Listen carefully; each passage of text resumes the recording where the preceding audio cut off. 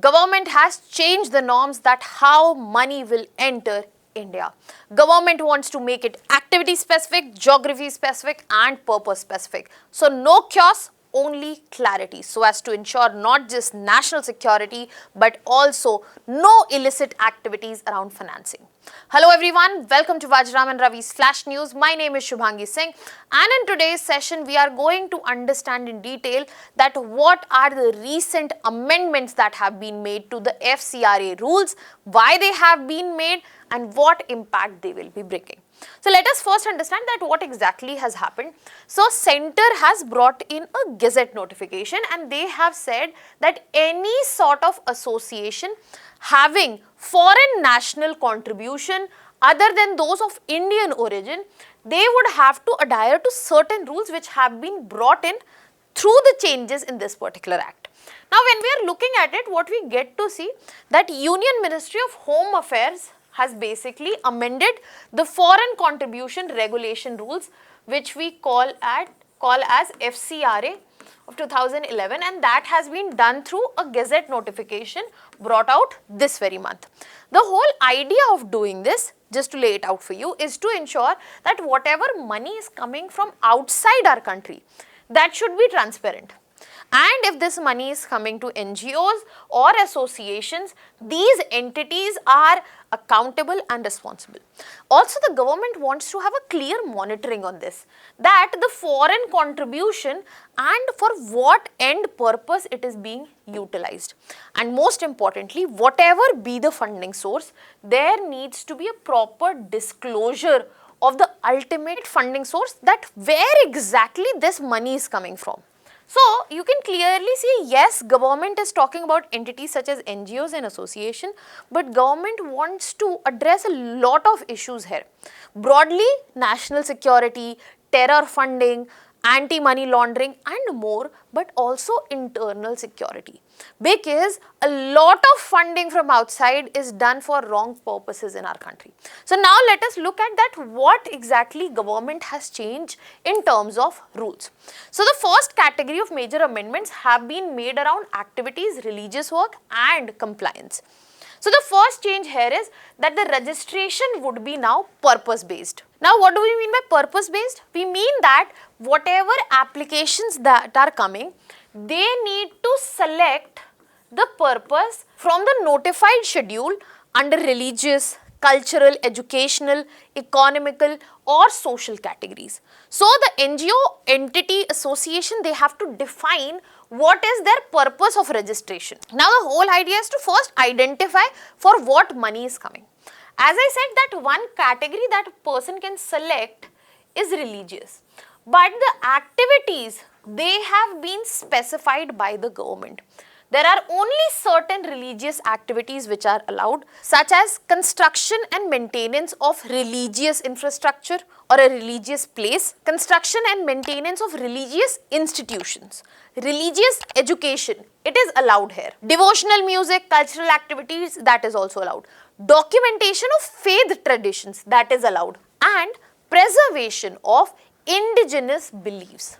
That is it. That's the list that has been given by the government, which sort of religious activities would be allowed to register and receive the funding. Furthermore, the government has gone ahead and placed important restrictions. Now they are saying that all the following activities which I will be talking to you about, they are allowed, but the idea of conversion and promoting that and asking people to move from one religion to other, forced or non-forced, in this it is very difficult to distinguish. This should not be done. That is proselytization. The idea of conversion, that should not be preached through this. So activities such as religious education can take place, documentation of faith traditions, that is okay. You can focus on preservation of indigenous beliefs, satsang, discourses, meditation retreats, all are okay.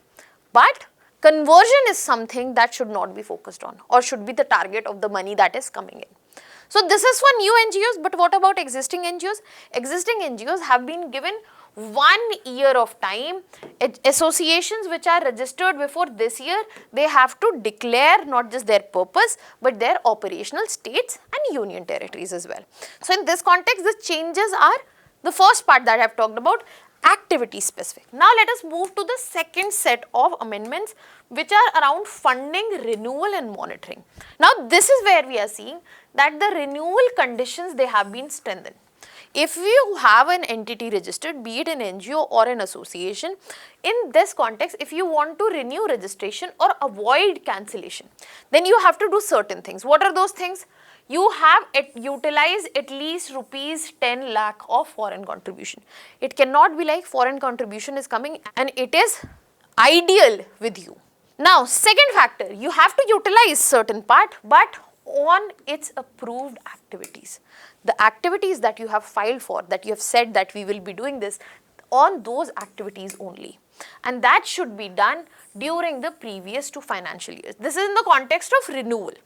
Now there is a prior permission route as well, especially for project-based foreign funding, that subsequent installments which are supposed to become, they will be released only after utilization of 75% of previous installment. Let me give you a very simple example. Let's just say the project-based funding of this particular phase was $100. The first installment that came was of $50. First, 75% of $50 needs to be utilized and then the subsequent funding will be coming in for these entities. Apart from that, a proper verification mechanism has been in place and a new fee structure as well. Earlier, this was a very limited amount. Now, this comes with a cost. Additional rupees 300 fee for extra activity. So, if you are saying religious and then you are adding education, that means 300 more. If you are operating in one state and you are adding another state, that is when that will be charged. Now, we have addressed the activity specific that we talked about, purpose specific, how renewals. The last part that I need to discuss in terms of the changes that have been done, that how transparency and disclosure requirements will be handled. And this is where government has gone way stricter.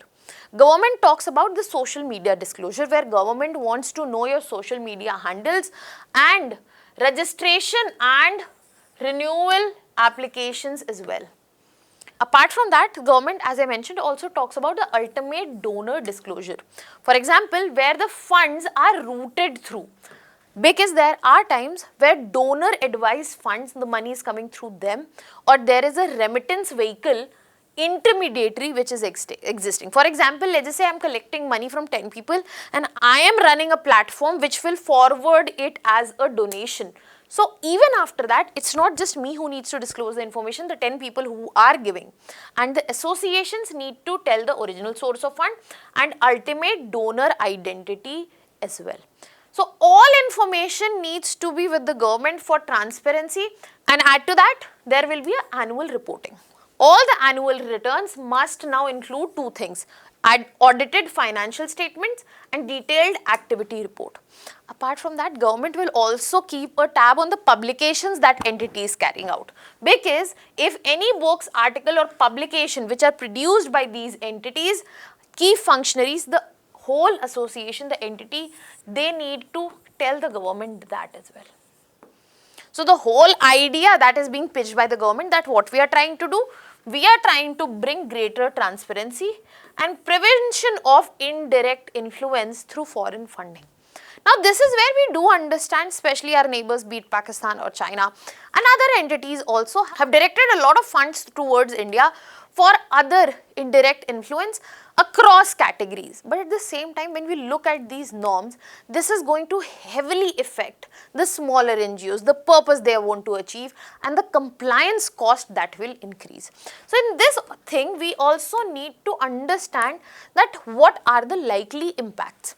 Yes, of course, there will be better transparency, there will be better traceability, reductions in especially the shell or inactive or the not so right one, the NGOs, and there will be stronger accountability in monitoring. But as I said, concerns are also there, because the increased compliance burden can definitely diminish the smaller NGOs. The administrative costs will be higher. Furthermore, this higher administrative cost, you also have to think about how this is going to be handled at the governance end. Will this fuel more corruption? Seems like it given the system. How that needs to be handled, how that will be automated, what would be the digital infrastructure, and is the government ready with that infrastructure? And as of now, what is the execution idea? Furthermore, field verification.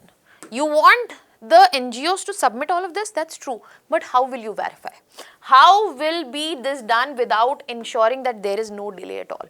So this makes the whole NGO space, the civil society organization space, the operational difficulty, administrative difficulty, and also survivability in multiple scenarios. This is what government needs to look into as well. Now this is where I would like to ask you that what do you think can be the way forward in the given situation?